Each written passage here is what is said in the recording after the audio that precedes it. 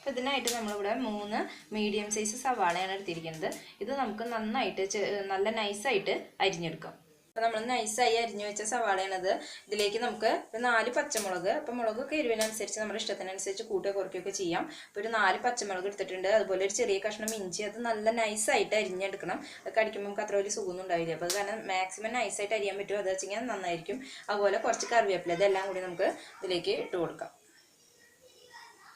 അതുപോലെ തന്നെ നമുക്ക് ഇതിലേക്ക് ആവശ്യത്തിനുള്ള ഉപ്പിട്ട് കൊടുക്കാം. അപ്പോൾ ഉപ്പിടുമ്പോൾ നമ്മൾ പ്രത്യേകം ശ്രദ്ധിക്കണം, ഒരുപാട് ഉപ്പായി പോകാൻ പാടില്ല. ഉപ്പ് ഒരുപാടായി കഴിഞ്ഞാൽ നമുക്കത് പെട്ടെന്ന് തന്നെ ഇതിലേക്ക് ഉള്ളിവടയിൽ പെട്ടെന്ന് ഉപ്പ് കയറും. അത് കാരണം തന്നെ നമ്മൾ നോക്കിയിട്ട് വേണം ഉപ്പിട്ട് കൊടുക്കാൻ. കുറച്ച് ഉപ്പിട്ട് കൊടുത്താൽ മതി. ഇനി നമ്മൾ നന്നായി ഇതിലേക്കുള്ള മസാലകൾ വേറെയും ഇനിയും ചേർക്കാനുണ്ട്. പക്ഷെ നമ്മളിപ്പോൾ അത് ഇത്രയും ഐറ്റംസ് ഇട്ടതിന് ശേഷം ഉപ്പിട്ടിട്ട് നന്നായി തിരുമ്പി വെക്കണം. അപ്പോൾ തിരുമ്പി വെക്കുമ്പോൾ ഇതിനകത്തിലെ ഉള്ളിയിലേക്ക് വെള്ളമൊക്കെ ഉണ്ടല്ലോ, നന്നായി ഊറി വരും. അപ്പോൾ നമുക്ക് വേറെ വെള്ളം ചേർത്ത് കൊടുക്കേണ്ടി വരില്ല. ഇതിലേക്ക് ബാക്കിയുള്ള പൊടികൾ ചേർക്കുമ്പോൾ നമുക്ക് വേറെ വെള്ളം ചേർക്കേണ്ടി വരില്ല. നമ്മൾ നന്നായിട്ട് ഇത് കൈകൊണ്ട് തന്നെ തിരുമ്മി ഒരു 10 മിനിറ്റ് നേരം റെസ്റ്റ് ചെയ്യാൻ വയ്ക്കുക. അപ്പോൾ 10 മിനിറ്റ് നേരം കഴിഞ്ഞിട്ടുണ്ട്. അപ്പോൾ നമ്മുടെ ഉള്ളിയിലെ വെള്ളമൊക്കെ നന്നായിട്ട് ഇറങ്ങി വന്നിട്ടുണ്ട്. അതുപോലെ തന്നെ നമ്മുടെ സവാള നല്ല സ്മൂത്തായി വന്നുകൊണ്ട് മാക്സിമം നൈസായിട്ട് തന്നെ നമ്മൾ അരിഞ്ഞെടുക്കണം കേട്ടോ. എന്നാൽ മാത്രമേ നമുക്ക് നല്ല ടേസ്റ്റ് ആയിട്ടുള്ള ഉള്ളിവട തയ്യാറാക്കാൻ പറ്റുള്ളൂ. അതുപോലെ തന്നെ ഇതുപോലെ കുഴഞ്ഞിരിക്കണം നമ്മുടെ ഉള്ളി. അത് കുറച്ച് നേരം 10 മിനിറ്റ് നേരം നമ്മൾ റെസ്റ്റ് ചെയ്യാൻ വെച്ചാൽ മാത്രമേ ഇങ്ങനെ ആവുള്ളൂ.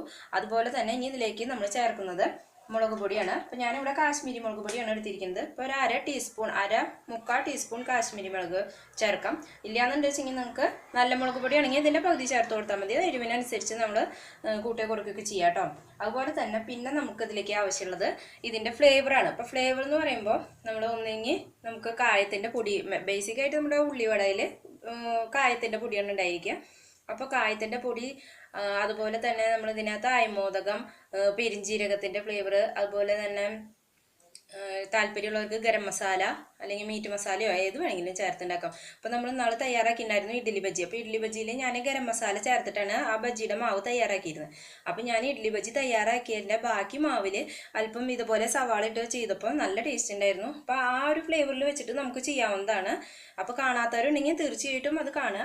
അതുപോലെ ഇപ്പം ഞാനിതിലേക്ക് നമ്മൾ കറക്റ്റ് ആ ഉള്ളിവടയുടെ ഒരു ഇതാ വരാൻ വേണ്ടിയിട്ട് നമുക്കിതിലേക്ക് കായത്തിൻ്റെ പൊടി ചേർത്ത് കൊടുക്കാം. അപ്പോൾ ഒരുപാടൊന്നും ചേർത്ത് കൊടുക്കേണ്ട ആവശ്യമില്ല. ഒരു 1/4 ടീസ്പൂൺ ചേർത്ത് കൊടുത്താൽ മതിയാവും. അപ്പോൾ ഒരു 1/4 ടീസ്പൂൺ ഇട്ട് കൊടുത്തിട്ടുണ്ട്. അതുപോലെ തന്നെ നമുക്ക് കുറച്ച് പെരിഞ്ജീരകത്തിൻ്റെ പൊടിയും ചേർത്ത് കൊടുക്കാം. അപ്പോൾ നല്ല നൈസായിട്ട് പൊടിച്ചതൊന്നല്ല, ജസ്റ്റ് ഒന്ന് ക്രഷ് ചെയ്തെടുത്തിട്ടുള്ളൂ. അതും ഒരു 1/4 ടീസ്പൂൺ ഇട്ട് കൊടുത്തിട്ടുണ്ട്. അപ്പോൾ ഇനി നമുക്ക് ഇട്ട് കൊടുക്കേണ്ടത്, ഇത് നമുക്ക് മിക്സ് ചെയ്തെടുക്കാം. അതുപോലെ തന്നെ ഇനി നമുക്ക് ഇട്ട് കൊടുക്കേണ്ടത് കടലമാവാണ്. അപ്പോൾ നമ്മൾ ഉള്ളിവട തയ്യാറാക്കുമ്പോൾ കടലമാവ് മാത്രം ചേർത്ത് തയ്യാറാക്കുന്നവരുണ്ട്. കടലമാവ് അതുപോലെ തന്നെ മൈദ മാത്രം ചേർത്ത്, മൈദയിൽ ചെയ്യുകയാണെങ്കിൽ നല്ല ടേസ്റ്റ് ആയിരിക്കും, പക്ഷെ അത് അത്ര ഹെൽത്തി അല്ല. അപ്പോൾ അത് കാരണം തന്നെ മൈദ മാത്രം നമുക്ക് ചേർത്ത് തയ്യാറാക്കണ്ട. അതുപോലെ അരിപ്പൊടി ചേർക്കുന്ന പല മെത്തേഡിൽ നമുക്ക് ചെയ്യാം. അപ്പോൾ നമ്മളിവിടെ കുറച്ച് കടലമാവും അതുപോലെ തന്നെ ഒരു 3 ടീസ്പൂൺ കടലമാവ് നമ്മൾ ചേർത്ത് കൊടുക്കുന്നത്.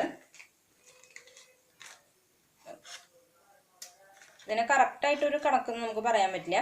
3 ടീസ്പൂൺ കടലമാവ് നമ്മളിപ്പോൾ ചേർത്ത് കൊടുത്തിട്ട് നമുക്കൊന്ന് കുഴച്ചെടുത്ത് നോക്കാം എങ്ങനെയുണ്ട് എന്നുള്ളത്. അപ്പോൾ ഇതിലേക്ക് ഒരുപാട് പൊടി ചേർക്കാൻ പാടില്ല, കാരണം ഉള്ളിയുടെ ടേസ്റ്റാണ് നമുക്കിതിൽ മുന്നിട്ട് നിൽക്കേണ്ടത്. അപ്പോൾ അത് കാരണം തന്നെ നമുക്കിതൊന്ന് കുഴച്ചെടുത്തതിന് ശേഷം ആവശ്യമുണ്ടെങ്കിൽ ചേർത്ത് കൊടുക്കാം. അതുപോലെ തന്നെ നമുക്ക് ഇതിലേക്ക് 1 ടീസ്പൂൺ മൈദ ചേർത്ത് കൊടുക്കാം, ഒരു ടേസ്റ്റിന് വേണ്ടി മാത്രം. അല്ല എന്നുണ്ടെച്ചെങ്കിൽ മൈദ താല്പര്യമില്ലാത്തവർക്ക് 1 ടീസ്പൂൺ അരിപ്പൊടി ചേർത്ത് കൊടുക്കുക, ഒരു ക്രിസ്പിനെസ് കിട്ടാൻ വേണ്ടിയിട്ടാണ്. അപ്പോൾ മൈദ ചേർത്ത് കൊടുത്താലും കുഴപ്പമൊന്നുമില്ല, ഒരുപാട് ചേർക്കണ്ട എന്ന് മാത്രം. മൈദയിൽ മാത്രം തയ്യാറാക്കുന്നുണ്ട് കേട്ടോ, മൈദയിൽ മാത്രം തയ്യാറാക്കിയ നല്ല ടേസ്റ്റ് തന്നെയാണ്. അപ്പോൾ നമ്മൾ ആദ്യം തന്നെ ഇതിലേക്ക് പൊടി ചേർത്തതിന് ശേഷം വെള്ളമൊക്കെ ഒഴിച്ച് നമ്മൾ തയ്യാറാക്കണമെങ്കിൽ ഈ ഉള്ളിയിലെ വെള്ളം ഇറങ്ങും. അപ്പോൾ നമ്മുടെ ഇതിൽ ഒരുപാട് വെള്ളമാവും, അപ്പോൾ കറക്റ്റ് ആ ഒരു ഇത് കിട്ടില്ല. അപ്പോൾ അത് കാരണമാണ് നമ്മളൊരു 10 മിനിറ്റ് നേരം വെച്ചാൽ ഉള്ളിയിലെ വെള്ളം മാക്സിമം ഇറങ്ങി കഴിഞ്ഞിട്ടുണ്ടായിരിക്കും. അപ്പോൾ നമുക്ക് കറക്റ്റായിട്ട് അതിൻ്റെ ഒരു പരുവത്തിൽ കിട്ടും. കുറച്ചും കൂടി നമുക്കിതിലേക്ക് പൊടി ചേർത്ത് കൊടുക്കാം. 1 ടീസ്പൂൺ വീണ്ടും നമ്മൾ കടലമാവ് ചേർത്ത് കൊടുക്കാം.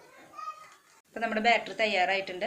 അപ്പോൾ ഇതുപോലെ കൂടുതൽ ഉള്ളി വേണം തെളിഞ്ഞ് നിൽക്കാൻ. അതല്ലാതെ പൊടികളല്ല തെളിഞ്ഞ് നിൽക്കേണ്ടത്, മാവല്ല തെളിഞ്ഞ് നിൽക്കേണ്ടത്.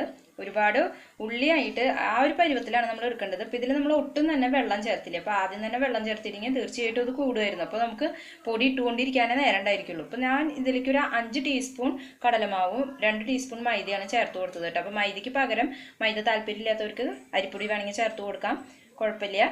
പിന്നെ നമ്മൾ ഇതിലേക്കുള്ള ഉപ്പ് നോക്കി നോക്കുക. കുറച്ച് മുന്നിട്ട് നിന്നാൽ മാത്രമേ നമുക്ക് വറുത്തിട്ട് വരുമ്പോൾ ഉപ്പ് പാകമായിട്ട് വരുള്ളൂ. അതുപോലെ ഗരം മസാലയാണ് ഉപയോഗിക്കുന്നവരാണെന്ന് വെച്ച് കഴിഞ്ഞാൽ കുറച്ച് മല്ലിയില ഇട്ട് കൊടുത്താലും നല്ല ടേസ്റ്റ് ഉണ്ടായിരിക്കും. ഇനി നമ്മൾ കൈ ജസ്റ്റ് ഒന്ന് വെള്ളത്തിലേക്ക് നനച്ചതിന് ശേഷം ഇട്ട് കൊടുക്കുക. അപ്പോൾ നമ്മുടെ കയ്യിൽ ഒട്ടിപ്പിടിക്കില്ല. നമുക്കൊരു പാൻ വെച്ച് അതിലേക്ക് ഓയിൽ ഒഴിച്ച് കൊടുത്തിട്ടുണ്ട്. അപ്പോൾ ഓയിൽ നന്നായി തിളച്ചതിന് ശേഷം നമ്മൾ ഇട്ട് കൊടുക്കുക. അപ്പോൾ നന്നായി ഓയിൽ തിളച്ച് വന്നിട്ടുണ്ടെങ്കിൽ നമ്മൾ മീഡിയം ഫ്ലെയിമിൽ ഇട്ട് വയ്ക്കുക, ഹൈ ഫ്ലെയിമിൽ ഇട്ട് വെക്കരുത്. അപ്പോൾ അതിൻ്റെ ഉള്ളൊന്നും പെട്ടെന്ന് വെന്ത് കിട്ടില്ല. അതുപോലെ തന്നെ പുറം ഭാഗം ആണെങ്കിൽ പെട്ടെന്ന് കരിഞ്ഞു പോവുകയും ചെയ്യും. അപ്പോൾ അത് കാരണം നന്നായി തിളച്ച് കഴിഞ്ഞാൽ പിന്നെ നമ്മൾ ഇടുന്ന ടൈമിൽ ലോ ഫ്ലെയിമിൽ ഇടുക കേട്ടോ, നന്നായി തിളച്ചതിന് ശേഷം. അപ്പോൾ ഉള്ളിവട നമുക്കിപ്പോൾ കറക്റ്റായിട്ട് ഇപ്പോൾ പരിപ്പ് വടയോ അതുപോലെ ഉഴുന്നുവടയോ തയ്യാറാക്കുന്നത് പോലെ വട്ടണിയൊന്നും അങ്ങനെ ഷേപ്പ് ആവണമെന്നൊന്നുമില്ല. നമ്മൾ കടകളിൽ നിന്ന് കിട്ടുമ്പോൾ അത്ര ഷേപ്പിലൊന്നും അല്ല നമുക്ക് കിട്ടുക.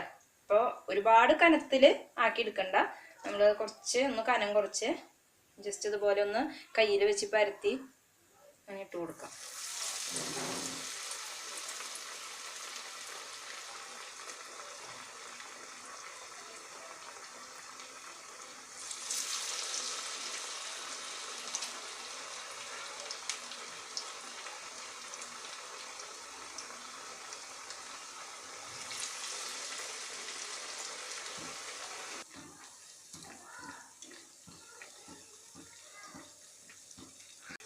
അപ്പോൾ നമ്മളത് ആയി വന്നിട്ടുണ്ട്. ഇനി നമുക്കിതെടുത്ത് മാറ്റാം.